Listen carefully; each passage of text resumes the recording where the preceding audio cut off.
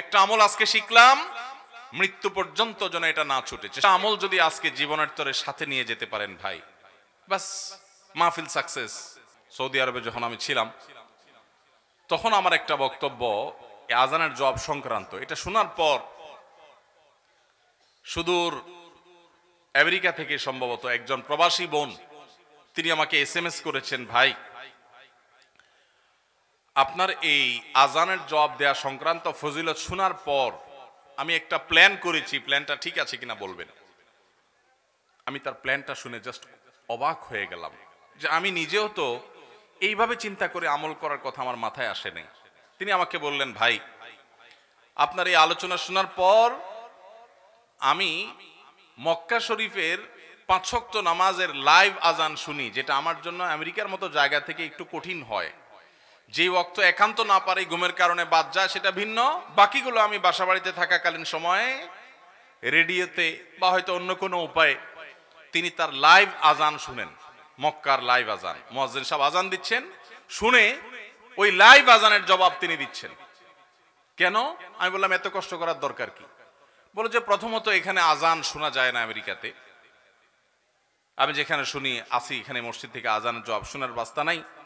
দ্বিতীয়ত হলো মক্কা শরীফের মুয়াজ্জিনের আজান শুনে তো লক্ষ লক্ষ মানুষ নামাজ পড়ে এবং তাদের আবার নামাজের সওয়াব এক রাকাতে 1 লক্ষ। মক্কা শরীফে এক রাকাতে কত সওয়াব? 1 লক্ষ গুণ।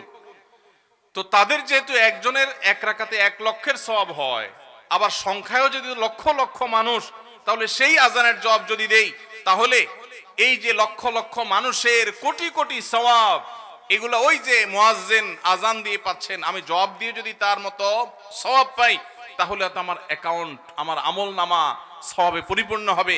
এই জন্য হুজুর আমি কষ্ট হওয়া সত্ত্বেও সৌদি আরবের মক্কার সে আজানকে ফলো করি। আরো 12-14 বছর আগের ঘটনা। তার এই SMS পাওয়ার পর আমি নিজে আপ্লুত হয়ে গেছি যে আল্লাহ, আমিও তো এইভাবে চিন্তা করি নাই যে আমলের জন্য এতটা পাগল পড়া হওয়া যায়।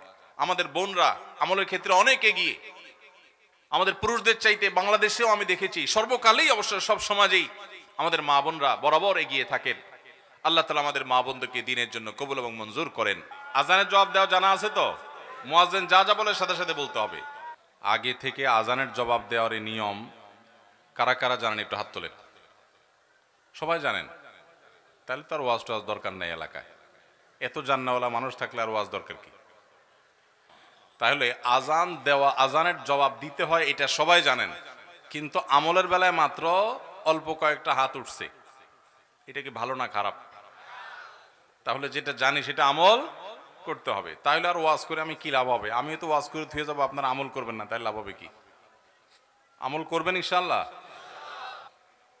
নবী করিম সাল্লাল্লাহু আলাইহি সাল্লাম বলেছেন, যে ব্যক্তি আজানের জবাব দেয় ওই ব্যক্তিকে আল্লাহ রাব্বুল আলামিন মুয়াজ্জিন আজান দিয়ে যে পরিমাণ সওয়াব পায়, আজানের জবাব দিলে আল্লাহ তাআলা তাকেও সেই পরিমাণ সওয়াব দান করবেন। মুয়াজ্জিনের সওয়াব সম্পর্কে ধারণা আছে, আইডিয়া আছে? আল্লাহু আকবার। ইমামতি মর্যাদাপূর্ণ কাজ, কিন্তু সওয়াবের বিচার যদি করেন, আজানের এত বিপুল পরিমাণ সওয়াব আছে যে আজানের মর্যাদা যদি আমরা জানতাম, মহল্লাগুলোতে মুয়াজ্জিন নিয়োগ দেওয়া লাগতো না। এলাকাবাসী কামড়া কামড়ি করে নিজেরা কম্পিটিশন করে তারা আজান দেওয়ার চেষ্টা করতো মসজিদে। ভাইরা আমার, মুয়াজ্জিন যখন আজান দেন, মুয়াজ্জিনের আজান শুনে যত মানুষ নামাজ পড়তে আসে, সবাই যার যার নামাজের সওয়াব তো পাবেই। মুয়াজ্জিন সাহেব তার আজান শুনে যেহেতু সবাই আসছে, তার ডাক শুনে যেহেতু আসছে, তার আহ্বানে যেহেতু আসছে, এই জন্য যত মানুষ তার আজান শুনে নামাজ পড়েছে তাদের সবার সমপরিমাণ সওয়াব আল্লাহ তাআলা মুয়াজ্জিন সাহেবকে দান করেন। দুনিয়াতে মুয়াজ্জিন সাহেবের দাম আপনার কাছে 5000 টাকা হইতে পারে, কিয়ামতের ময়দানে মুয়াজ্জিন সাহেবদের দাম অনেক বেশি। আপনি দুনিয়ার মিলিয়নিয়ার বিলিয়নিয়ার হতে পারেন, আখিরাতের বিলিয়নিয়ার মিলিয়নিয়ার হবে এই সমস্ত মুয়াজ্জিন সাহেবরা। তো মুয়াজ্জিন সাহেবদের সওয়াবের দৌড়ে যদি তাদেরকে ধরতে চান বা তাদের পিছে থাকতে চান, তাহলে আপনাকে নিয়মিত আজানের জবাব দিতে হবে। আজানের জবাব কিভাবে দিবেন? কুলু মিসলা মা ইয়াকুলুল মুআজ্জিন, সহিহ মুসলিমে নবী করিম সাল্লাল্লাহু আলাইহি সাল্লাম আজানের জবাব দেওয়া শিখাইছেন। কিভাবে আজানের জবাব দিবেন? আজানের জবাব দেওয়া দুই ভাবে, এক হলো মৌখিক ভাবে আর এক হলো আচরণিক ভাবে। আচরণগত ভাবে কিভাবে?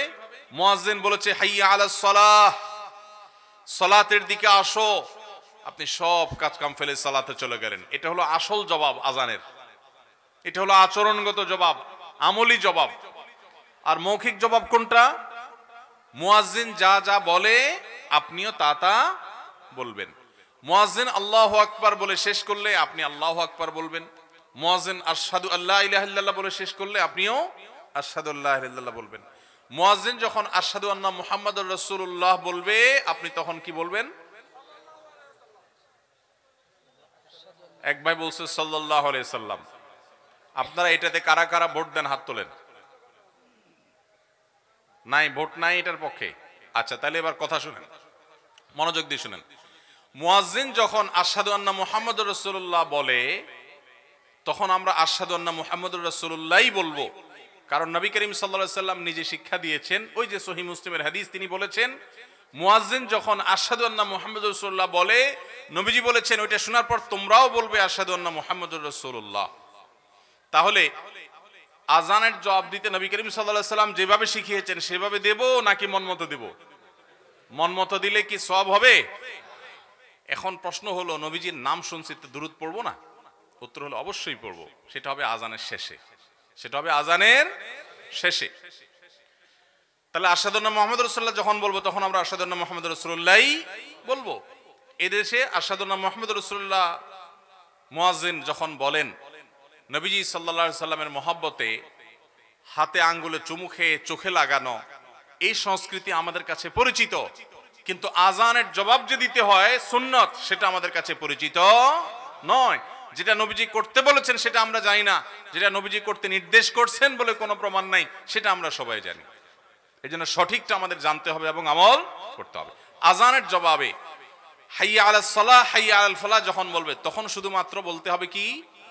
লা হাওলা ওয়ালা কুওয়াতা ইল্লা বিল্লাহ। লা হাওলা ওয়ালা কুওয়াতা ইল্লা বিল্লাহ কেন বলতে হয়? এর রহস্য আছে। রহস্য হলো, মুয়াজ্জিন যখন বলে হাইয়া আলাস সালাহ, তোমরা সালাতের দিকে আসো, নামাজের দিকে আসো, মুয়াজ্জিন যখন বলে হাইয়া আলাল ফালাহ, তোমরা সফলতার দিকে আসো, তখন আমরা বলি লা হাওলা ওয়ালা কুওয়াতা ইল্লা বিল্লাহ, যার অর্থ হলো কোনো ভালো কাজ করার ক্ষমতা, কোনো মন্দ কাজ থেকে বেঁচে থাকার ক্ষমতা আল্লাহ তৌফিক না দিলে কারোর হয় না। এই জন্য আমি নামাজে যাওয়ার নিয়ত করলাম, ভালো কাজ যাওয়ার নিয়ত করলাম, কিন্তু সেই সাথে এই বাক্য উচ্চারণ করার মধ্য দিয়ে আল্লাহর যে একচ্ছত্র ক্ষমতা সেটা স্বীকৃতি দিলাম এবং প্রকারান্তরে আল্লাহর কাছে সাহায্য চাইলাম যে আল্লাহ তৌফিক দিলে আমি যাব নামাজে। এই জন্য হাইয়া আলাস সালাহ হাইয়া আল ফালাহ বলার সময় লা হাওলা ওয়ালা কুওয়াতা ইল্লা বিল্লাহ পড়তে হয়। এরপর আল্লাহু আকবার লা ইলাহা ইল্লাল্লাহ বলার সময় আবার যা আছে তা আল্লাহু আকবার আল্লাহু আকবার লা ইলাহা ইল্লাল্লাহ। এইভাবে আজানের জবাব দিতে হয়। আজ থেকে আজানের জবাব দেব তো ইনশাআল্লাহ। এখন প্রশ্ন হলো, এক এলাকায় এই যে অনেকগুলো আজান চলছে, আমরা কয়টার জবাব দেব? এই যে আমরা আজকে কোনটার জবাব দিলাম? সবচেয়ে কাছের যেটা আমি শুনতে পাইলাম, সবচেয়ে নিকটবর্তী যেটা আমি শুনতে পাইলাম, এটা দিলাম। এখন এটা দিয়ে শেষ করার পর যদি আরেকটা শুরু হয়, যদি সময় থাকে সুযোগ থাকে ওইটারও জবাব দিলেন, আর সুযোগ না থাকলে নাই, আপনার এলাকারটা কাছেরটা আপনি জবাব দিলেন। আজ থেকে আমলটা করবেন তো ইনশাআল্লাহ? কারা কারা সত্যি করার নিয়ত করছেন হাত তোলেন। আল্লাহ আপনি সব হাতগুলোকে কবুল মঞ্জুর করেন। আল্লাহ আমারে ভাইদেরকে আমল করার তৌফিক দান করেন, মরণ পর্যন্ত আজানের জবাব দেওয়ার তৌফিক দান করেন। শুধু মুখের জবাব নয়, শারীরিক জবাব, মসজিদে উপস্থিত হয়ে জবাব দেওয়ার তৌফিক দান করেন।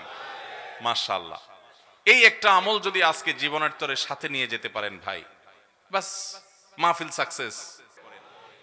আমরাও এখান থেকে শিক্ষা গ্রহণ করব, নেক আমল করার ক্ষেত্রে কম্পিটিশন করব। একটা আমল আজকে শিখলাম, মৃত্যু পর্যন্ত যেন এটা না ছুটে, চেষ্টা করা যাবে না ইনশাআল্লাহ। আল্লাহ তাআলা আমাদের সবাইকে তৌফিক দান করুন।